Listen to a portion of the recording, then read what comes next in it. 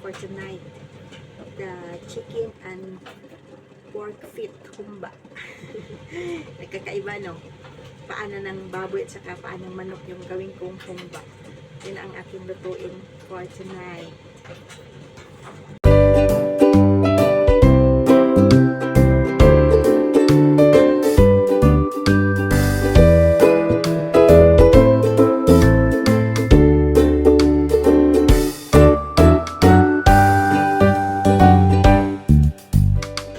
Boil ko muna ito, tapos tanggalin ko sa ano, para matanggal yung dumi or langsa.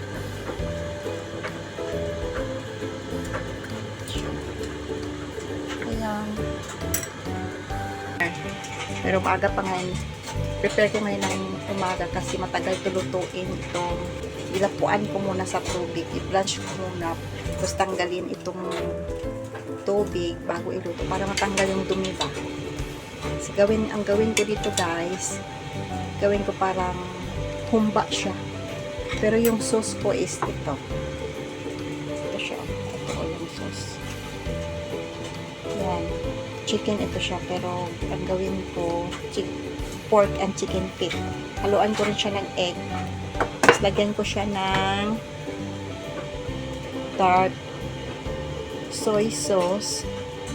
Tapos sugar, loya, at saka may nilagay din ako na ito, tingnan nyo, kita ko na pampabango.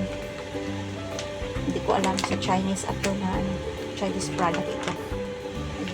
Ang resulta nito guys mamaya is para siyang humba, pero ano to siya,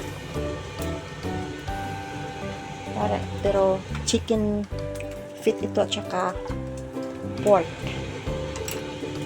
Ayun ko, natanggalin ko na yung ano. Ito na yung ano niya, i-prepare ko. Ito na yung kanina pinakita ko. Ito siya, ito siya. Para siyang tea. Pampabango lang ito. Kasi ito, nilahalo-halo ko na yung sauce. Lagyan ko mamaya ito ng loya.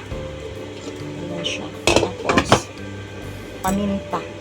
Yun lang kasimple yung ano, yung recipe ko mamayang gabi.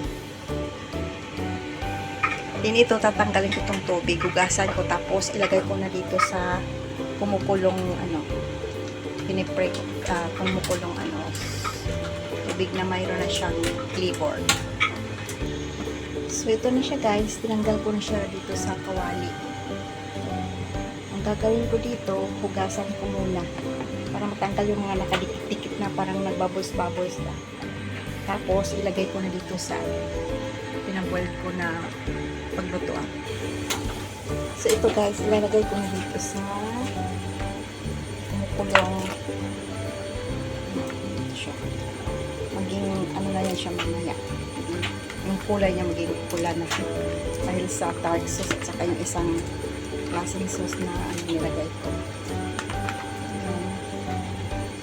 Tapos, pakuluan ko ito ng 3 oras para lalambot talaga siya. Pero aalis ako mamaya. Bago ako aalis, i-off ko muna. I-on ko na naman mamaya pagbalik. Kasi walang tao dito sa bahay. Hatid ko yung baon ng aking madam. Nakalimutan niya kasi. Tapos, diretso ako mag-pick up ng bata. So, yan siya. Hayaan ko na yan siya mag-boil yan. Tapos, ang gagawin ko pala, nakalimutan ko pa yung ano, lagyan ko pa ito siya ng paminta at saka luya. Ayun. Tapos, mamaya. Kasi itong sauce na ito guys, hindi na siya kailangan pa na lagyan ng ibang flavor o yung chicken powder ba o ano. Ito na siya, may lasa na kasi ito siya. Kaya hindi na kailangan. Tikman mo na lang. Kung kulang, dagdagan. Ayun siya. Ayun na. Ganito lang kasimple yung luto ng mga Chinese. Mamaya, pakita ko sa inyo pagluto niya. So, mamaya guys, ihalo ko itong 6 na itlog. I-boil ko muna, tapos balatan, saka na ihalo doon sa niluluto kong pork at chicken feet. So, ngayon guys, ilalagay ko na yung loya sa kamay ko. Ito yung loya guys. Dapat madami yung loya mo. So, ilalagay ko yung loya para sa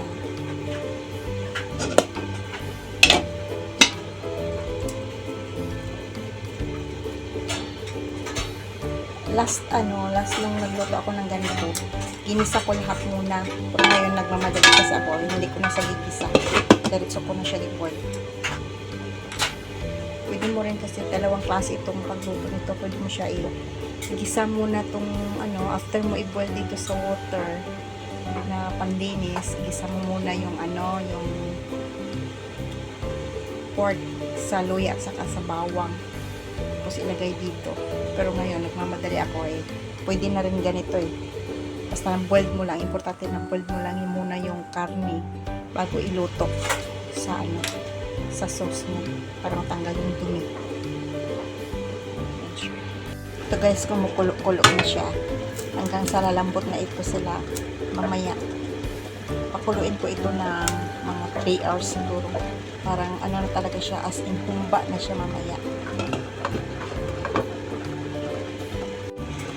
Kumukulo na rin tong nilaga kong itlog. Ito siya guys, kumukulo na siya. Mamaya, pagluto na ito, babalatan ko siya tapos ihalo ko dito sa aking chicken and pork humba. Ayan siya guys, luto na. Sobrang lambot na yan siya.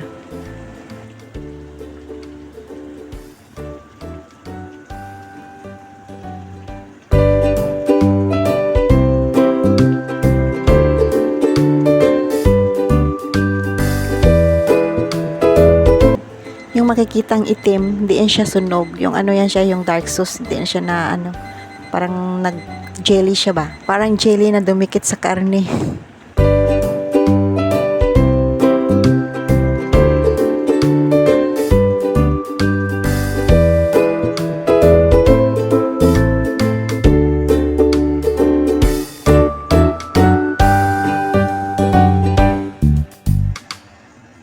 So, I'm done. Ready for dinner na ito.